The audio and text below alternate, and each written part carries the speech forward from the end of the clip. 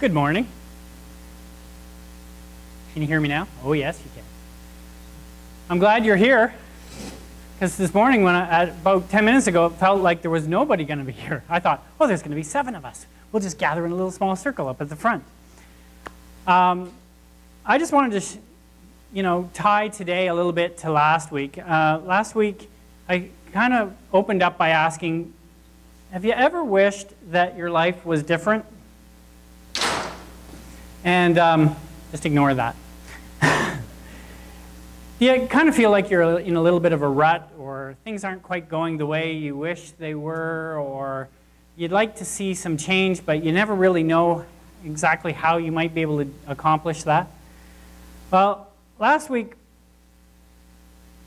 I wanted us to focus in a little bit on our thoughts, because our thoughts in some ways are little, but they're big, in that how we think transforms the way we actually live out our lives. And one of the focuses was that it's often the small things that no one sees, like our thoughts, that result in the big things that everybody else wants.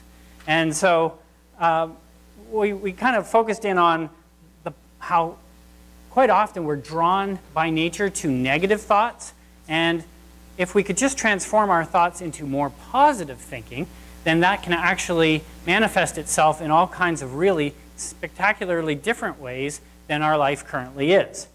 And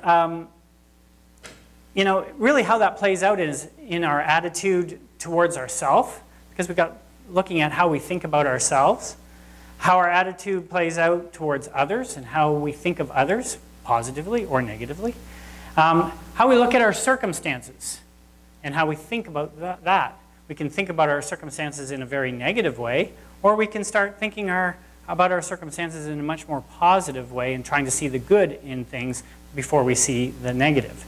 And then we even talked a little bit about apathy, because all of us are feeling a little bit of apathy at times about something, whether it's about our life situation or our job or our relationships or even our church. And today I want to spend some time transitioning from our thoughts to our words, because what we think, we quite often end up speaking out. And the manifestation of our thoughts typically comes out in the words we say. And so I've shared with you in the past, and I shared a little bit last week, about how when I grew up, I had really low self-esteem. I was in an environment in my home. I was in a loving home, but it wasn't a positive home in its words.